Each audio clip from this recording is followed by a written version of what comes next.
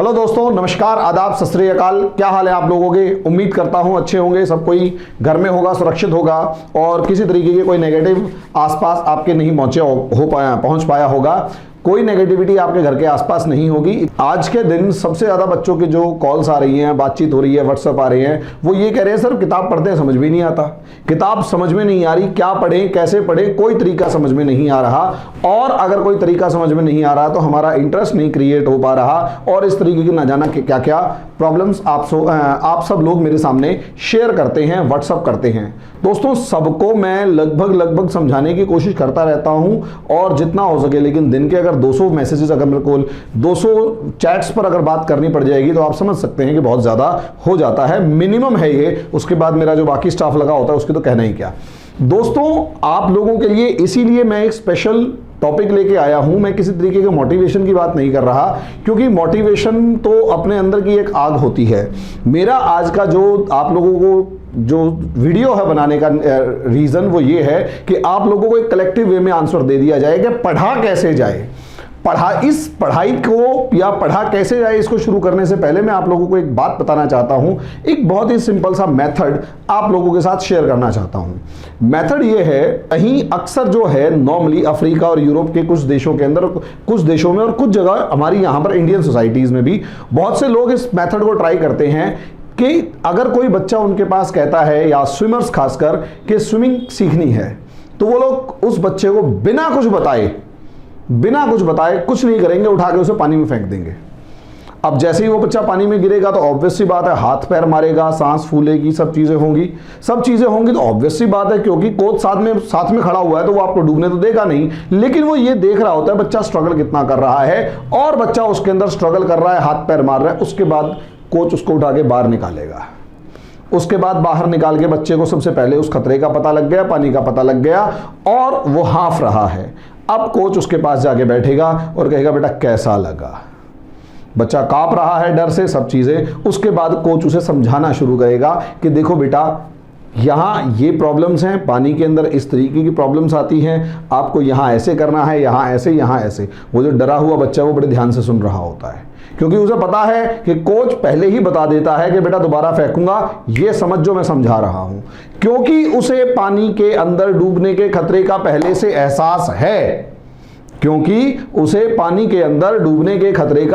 एहसास है। इसीलिए वो उस कोच की बात को ध्यान से सुनता है और वो कोच जैसे जैसे उस खतरे या उस परेशानी के सामने पहुंचता है कि बेटा यहां पर आपको पैर के ऊपर ये प्रेशर है और हाथ के ऊपर ये, तो एकदम से बच्चा उसे ध्यान से सुनता है कि हाँ मुझे यही प्रॉब्लम आ रही थी कि हाथ में ये था, पैर में ये था, हाथ मार रहा था और कुछ समझ में नहीं आ रहा था, डूब रहा था, ऊपर आ रहा था, डूब रहा था, जो भी प्रॉब्लम्स हैं। यही तरीका इस अपफ्रंट लर्निंग सिस्टम का है। अपफ्रंट लर्निंग सिस्टम में किसी तरीके से आपको कुछ नहीं बताया जाता, आपको कोई मेथड फॉलो नहीं करना होता। आप सीधे बिना किसी तैयारी के, सिर्फ एक डेडिकेशन के साथ कि मुझे IAS बनना है, क्वेश्चन सॉल्व करना शुरू कर दो। लेकिन यहां एक रूल है, क्वेश्चन सॉल्व करने का यहां पर रूल यह है कि नॉर्मली हमारी क्वेश्चन को सॉल्व करने की आदत क्या होती है।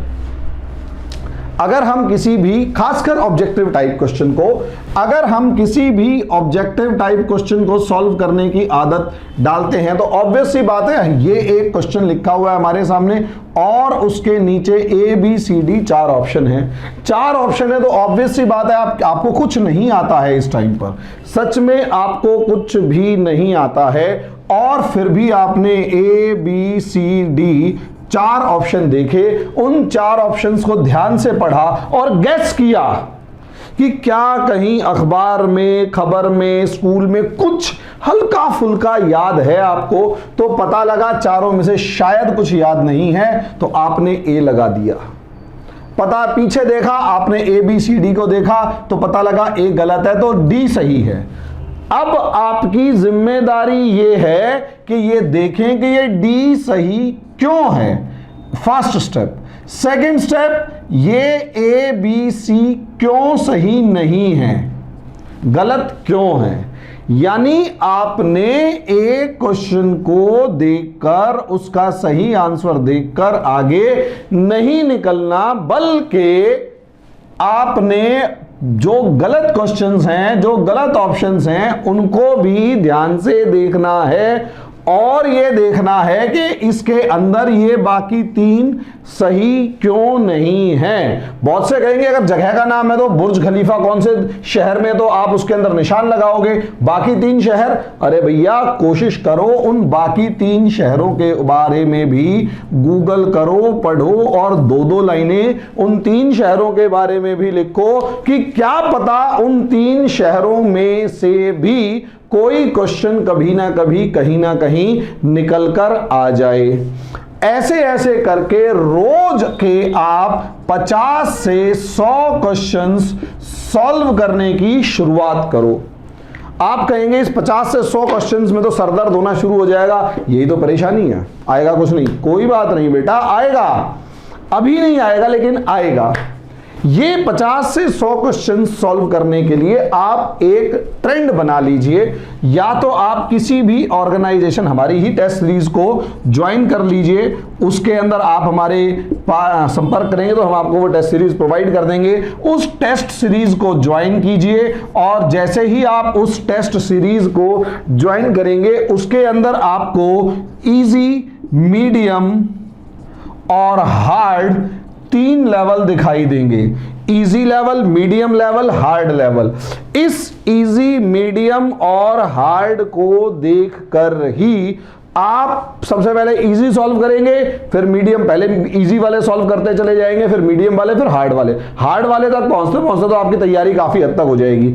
आपने कुछ नहीं करना, आपने ये रोज के 50 से 100 क्वेश्चंस सॉल्व करने हैं। आपने रोज के 50 से 100 क्वेश्चंस सॉल्व करने हैं। आप जैसे ही ये 50 से 100 क्वेश्चन सॉल्व करोगे तो आपका इसमें 1 से 2 घंटे का टाइम लगना शुरू हो जाएगा और उसको 1 घंटा रात को सोने से पहले रिवाइज करके सोएंगे। आप कहेंगे ये क्या बकवास है, मैं कह रहा हूं हाँ ये बकवास है। कब शुरू होगा, आपकी तैयारी इसमें कैसे शुरू होगी? पहली बात, जब आप इन क्वेश्चंस को सॉल्व कर रहे होते हैं तो 10% के करीब आपको वो शब्द वहीं याद हो जाते हैं, वो क्वेश्चन और वो टॉपिक उतना ही समझ में आ जाता है कि ये टॉपिक हिस्ट्री के इस टॉपिक से रिलेटेड है और इस मूर्ति से रिलेटेड है। जब आप उसके बारे में सर्च करते हैं तो लगभग 20% वो टॉपिक वहीं याद हो जाता है और जैसे ही 1 घंटा रिवाइज करेंगे तो 10% वहां रिवाइज हो जाएगा। यानी आपका 40 से लेकर 50% तक वो 100 टॉपिक्स वहीं पर रिवाइज हो गए, वहीं पर प्रिपेयर हो गए, क्वेश्चंस करते करते प्रिपेयर हो गए। सच में 40 से लेकर 50 क्वेश्चन करते करते प्रिपेयर हो गए। जब 40 से लेकर 50% पार्ट या टॉपिक क्वेश्चन करते करते प्रिपेयर हो गया, अब आप जब भी उस टॉपिक को पढ़ने जाएंगे, चाहे वो टॉपिक क्लास में हो, चाहे वो टॉपिक आप YouTube पे देख रहे हो, चाहे वो टॉपिक आपको टीचर पढ़ा रहा हो या फिर वो टॉपिक आप बुक में पढ़ रहे हो, कहीं पर भी पढ़ रहे हो, वो टॉपिक यहां समझ में ज्यादा तेजी से आएगा क्योंकि आपका 50% तो पहले से प्रिपेयर है। अब पहले से अगर प्रिपेयर है 50% और जब आपको क्लास में वो टॉपिक समझाया गया तो आप क्रॉस क्वेश्चन ज्यादा करोगे। और इतना देखा गया है, जेन्युइन लेवल के क्रॉस क्वेश्चंस करने वाला जो स्टूडेंट है, जेन्युइन लेवल के क्वेश्चंस करने वाला स्टूडेंट है, क्वेश्चन का और दूसरे क्वेश्चंस करने वाला स्टूडेंट है, मैं उसके सिलेक्शन के चांसेस ज्यादा होते हैं। क्लास की और कोई इंपॉर्टेंस नहीं है, क्लास की इंपॉर्टेंस ये है कि आपके जो डाउट्स जिनके ऊपर घर में बैठकर या सेल्फ स्टडी करते हुए आपको कई घंटे लग जाते हैं, वो डाउट्स आपके क्लास में 5 मिनट में क्रिस्टल क्लियर हो जाते हैं। यही सबसे ज्यादा क्लास की इंपॉर्टेंस है। तो बुक पढ़ेंगे, यूट्यूब पे टीचर से बात करेंगे, पर्सनली भी टीचरों से बात होती है, हम कई बच्चों से करते हैं, अक्सर मैं बहुत सारे बच्चों से करते हैं, और बुक पढ़ेंगे। 50% टॉपिक पहले ही प्रिपेयर है, तो जैसे ही बुक में वो लाइन नजर आएगी कि हाँ ये वाली लाइन तो मैंने उधर पढ़ी थी, ये वाली लाइन उधर पढ़ी थी, तो वो वर्ड्स, वो लाइनें समझ में आनी शुरू हो जाएंगी कि यहां से क्वेश्चन बनने के चांसेस हैं। तो अपने आप बुक के अंदर फोकस होना शुरू हो जाएगा। नॉर्मली स्टूडेंट क्या फॉलो करता है, पहले बुक पढ़ेगा, बुक के अंदर यही नहीं पता क्या पढ़ना है और क्या नहीं पढ़ना है। जब आप क्वेश्चन सॉल्व करने जाएंगे तो आप डिमोरलाइज हो जाएंगे कि जो क्वेश्चन में पूछा गया उस पे तो आपने फोकस किया नहीं। यह है स्ट्रेट फॉरवर्ड मेथड। यह स्ट्रेट फॉरवर्ड मेथड है। स्ट्रेट फॉरवर्ड मेथड का मतलब यह होता है पहले बुक पढ़ो, उसके बाद क्वेश्चन पढ़ो। उल्टा करना है, तरीका ही उल्टा करने का है। आप कैसे करेंगे, पहले क्वेश्चंस को सॉल्व करेंगे, उनको अच्छे से सॉल्व करेंगे और 50% फोकस यहां कर लेंगे। बुक ना समझ में आए तो डिमोरलाइज नहीं होंगे, लेकिन जैसे ही अगर क्वेश्चन ना समझ में आएगा तो डिमोरलाइज नहीं होगा बच्चा, क्योंकि क्वेश्चन अगर नहीं समझ में आएगा तो भी दिमाग में एक बात है कि ये टॉपिक तो मैंने किताब में ढूंढने हैं। लेकिन अगर बुक पढ़ने के बाद क्वेश्चन सॉल्व नहीं होते, बच्चा डिमोरलाइज हो जाता है। वो ये कहता है मेरे को समझ में नहीं आ रहा, मैं इंटेलिजेंट नहीं हूं। इंटेलिजेंट कोई सीधा सीधा काम नहीं करता, वो ये वाला उल्टा मेथड फॉलो करता है। कितने ऐसे स्टूडेंट्स हैं मेरे, इवन हमने फॉलो किया हुआ है, तभी तो क्रिस्टल क्लियर टॉपिक्स होने शुरू हुए हैं। और जितने टॉपर्स आप दिखाई देते हैं और जिनसे हम मिले हुए हैं, जो हमारे पास आके हमसे गाइडेंस लेके जाते हैं, उनको अगर देखा हुआ तो सबसे पहले सर इस टॉपिक पे ये क्वेश्चंस आए हुए हैं। वो पहले क्वेश्चन डिस्कस करेगा, बाद में क्वेश्चंस को सॉल्व करेगा।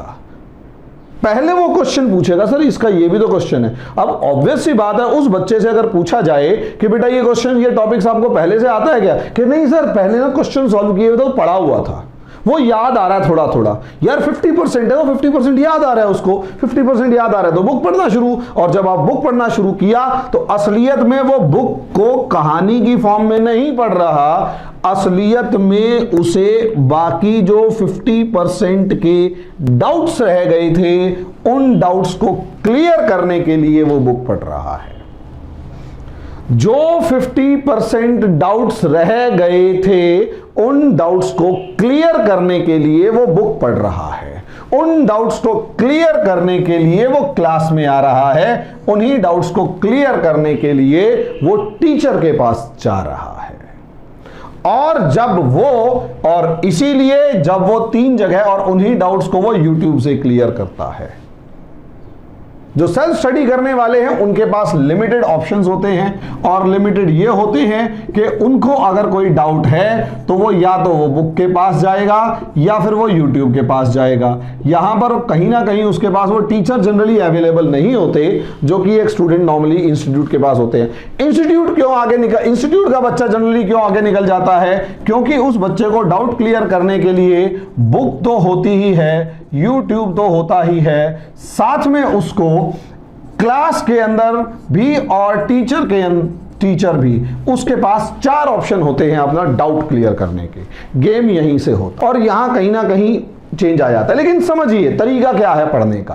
दोस्तों अगर आप घर में बैठे हुए हैं, लॉकडाउन के अंदर बैठे हुए हैं, तो लॉकडाउन के अंदर भी आप इस तरीके से पढ़ें। कल को अगर आप कोचिंग क्लास ज्वाइन करना चाहते हैं तो कोचिंग क्लास से जाने से पहले भी आप यही मेथड फॉलो करें, और अगर आप सेल्फ स्टडी करना चाहते हैं तो भी यही मेथड फॉलो करें। दोस्तों ये रामबाण इलाज है तैयारी का। 100% सक्सेस आपको मिलेगी अगर आप इसे फुल डेडिकेशन के साथ प्रिपेयर करते हैं, तो टारगेट करते हैं। समझे? तो दोस्तों इसी के साथ आज जो मैं आपको गाइडेंस दे रहा हूं, इसके बारे में ये गाइडेंस आपको कैसी लगी, और कोई भी आपको पढ़ाई लिखाई से रिलेटेड प्रॉब्लम्स आती हैं, you can ask me in any way. कोई समस्या नहीं है, व्हाट्सअप कीजिए, I would talk to you, मैं आपसे बात करूंगा। पर्सनली बात करने में कोई प्रॉब्लम नहीं है, करेंगे, लेकिन जेन्युइन क्वेश्चंस होने चाहिए। आप मेरे से टाइम लीजिए, मेरे से बात कीजिए, मेरे इंस्टाग्राम, ट्विटर, फेसबुक सब पे जुड़िए। जितनी ज्यादा हो सकेगा मैं आपकी मदद करूंगा, कोई समस्या नहीं है। लॉकडाउन को हम हराएंगे, हिंदुस्तानी तो होते ही हैं। हिंदुस्तान के बारे में कहावत कही जाती है कि इंडियन काम तब करता है जब सर पे आन पड़ती है। लॉकडाउन सर पे आ पड़ा तो आप बेस्ट कर रहे हैं दुनिया में, देख लीजिए। सर पे पड़ी हुई है तभी आप बेस्ट कर रहे हैं, वरना तो मौज ले रहे थे, क्या फर्क पड़ता है। इस लॉकडाउन के अंदर भी हमें कोरोना को अगर हराना है तो कोरोना को हरा के उसको जीभ चढ़ा के ये भी कहना है, अबे देख तू तो हमें हराने आया था, हम तो पढ़ के आगे निकले हैं, आगे निकलेंगे। दोस्तों इसी के साथ आज मैं अपने लेक्चर को यहीं समाप्त करता हूं। कोई प्रॉब्लम हो आप कॉल कीजिएगा, आपके साथ आपके भाई की तरह खड़ा हुआ हूं। नमस्कार।